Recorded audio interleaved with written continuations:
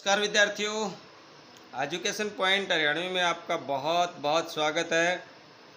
विद्यार्थियों, जैसा कि हमने देखा कि कक्षा 11वीं का आलो आंधारी पाठ हमने पढ़ा, कितनी रोचक कहानी है वह, कि कितनी भी मुसीबतें क्यों ना आए, यदि एक इंसान चाहे तो वह एक सफल इंसान बन सकता है, यदि कोई उसका अच्छा चाहने वाला, अच्छा मददगार उसे मिल जाता है या उसके हौसले बुलंद होते हैं।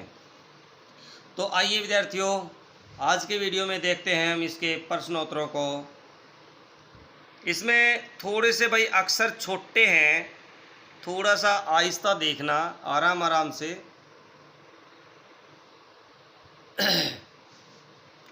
इस पाठ के किन अंशों से समाज की यह सच्चाई उजागर होती है कि पुरुष के बिना स्त्री का कोई अस्तित्व नहीं है? क्या वर्तमान समय में स्त्रियों के इस सामाजिक स्थिति में कोई परिवर्तन आया है? तर्क सहित उत्तर दीजिए।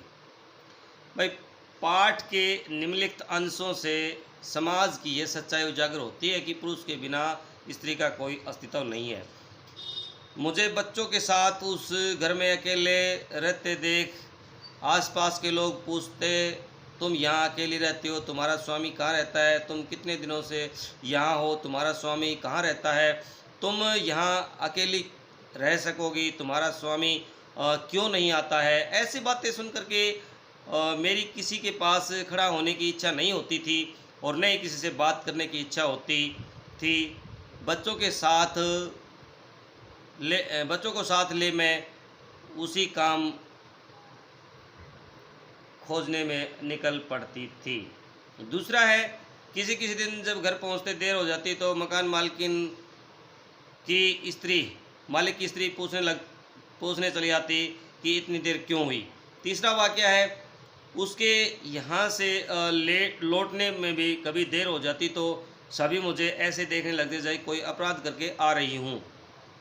बाजार हाट करने भी जाना होता तो वह बूढ़ी मकान मालिक की स्त्री कहती, कहाँ जाती है रोज़ रोज़? तेरा स्वामी है नहीं, तू तो अकेली है, तुझे इतना घूमने घामने की क्या दरकार है? मैं सोचती, मेरा स्वामी मेरे साथ नहीं है तो क्या मैं कहीं घूम फिर नहीं सकती?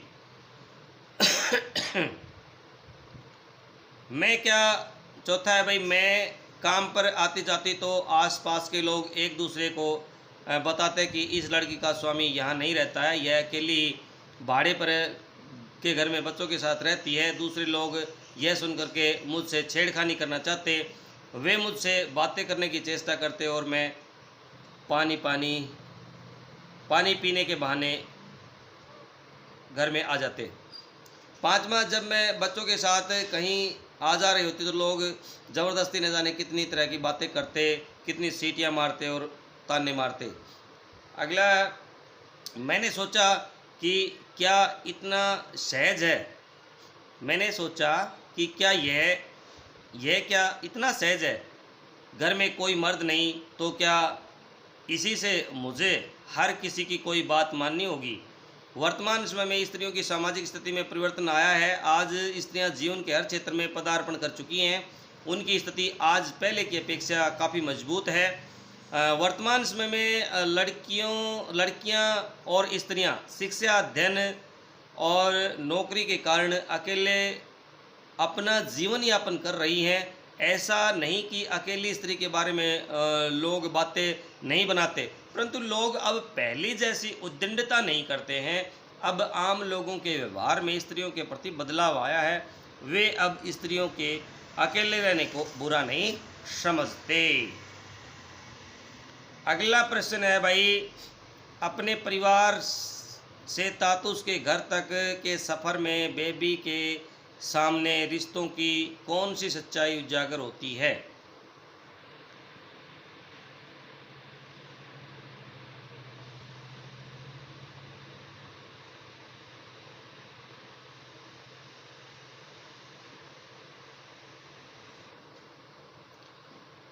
भाई, परिवार से तातुस के घर के सफ़र में बेबी को रिश्तों के कई कड़वे और मीठे अनुभव हुए।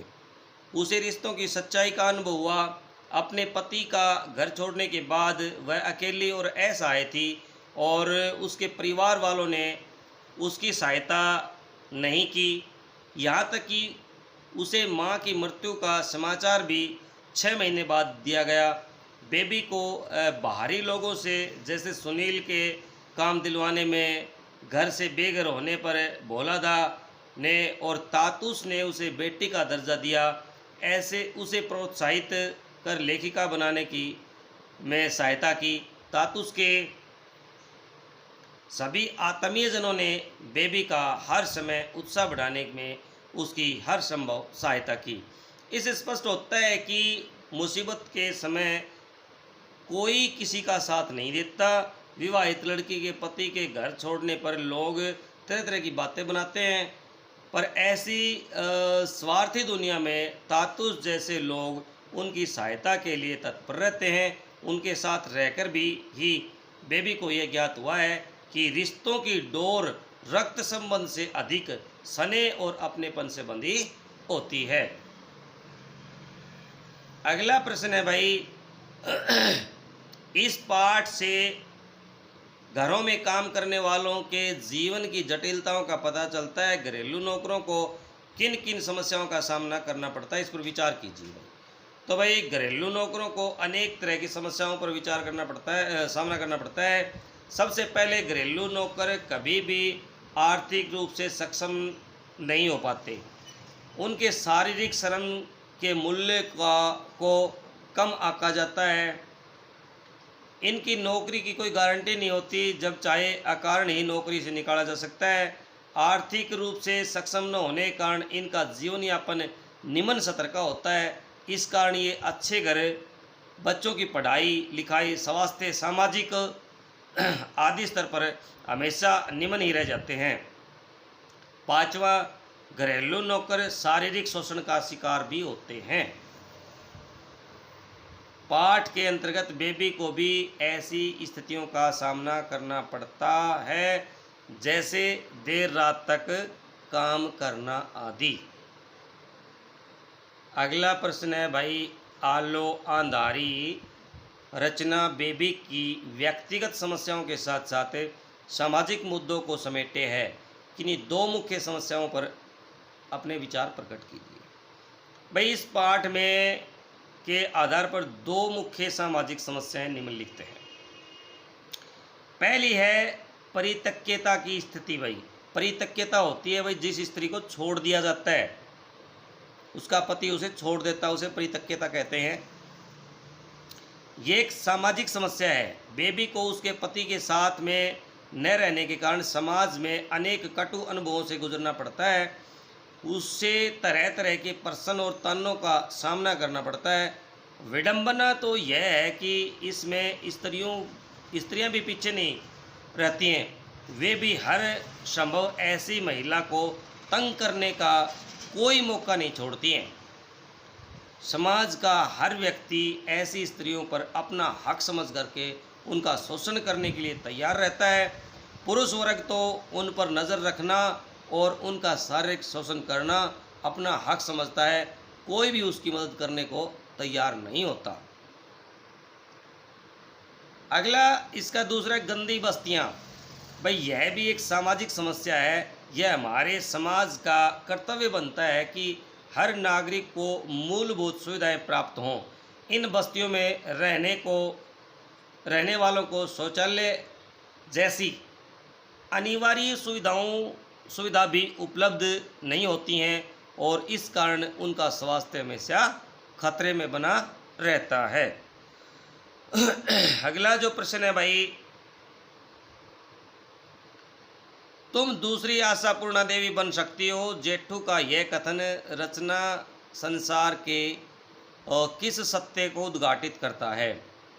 तुम दूसरी आशापूर्णा देवी हो सकती हो। जेठू का यह कथन रचना संसार की विषम परिस्थितियों पर विजय पाना और प्रोत्साहन रचनात्मक को उभार सकता है, यह सत्य को उद्घाटित करता है। इस कथन का आशय है कि मनुष्य चाहे तो जीवन की कठिन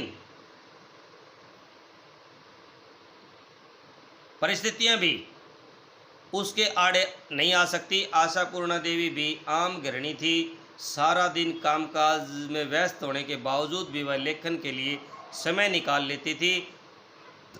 जिस किसी में भी लेखन के प्रति रुचि है भाई, उसे यदि उचित समय पर प्रोत्साहन किया जाए तो वह अच्छा लेखन कर सकता है।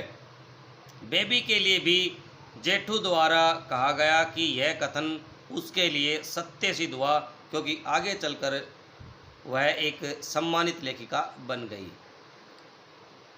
अगला जो अंतिम प्रश्न है भाई, बेबी की जिंदगी में तातुस का परिवार न आया होता तो उसका जीवन कैसा होता? कल्पना करें और लिखें भाई। बेबी की जिंदगी में तातुस का परिवार न आया होता तो बेबी को भी अन्य घरेलू नौकरों की तरह ही नारकीय जीवन जीना पड़ता।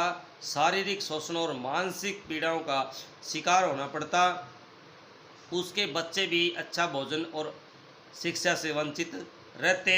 उन्हें भी कहीं बाल मजदूर बनना पड़ता। शायद वे किसी गंदी बस्ती में जीवन व्यतीत कर रहे होते। तातुस के परिवार में आने के बाद बेबी और उसके बच्चों की जिंदगी बदल गई। उन्हें एक सुरक्षित भविष्य मिल गया और बेबी एक सम्मानित लेखिका बन गई। तो विद्यार्थियों, ये थे इस पाठ के प्रश्न। बने रहिए मेरे साथ एजुकेशन पॉइंट हरियाणवी पर। यदि चैनल पर नए हैं तो भाई चैनल को सब्सक्राइब कर लो। वीडियो को बिल्कुल पूरा देखा करो बगैर स्किप किए। यदि पूरा देखोगे तो प्रश्न याद करने में आपको बड़ी आसानी होगी।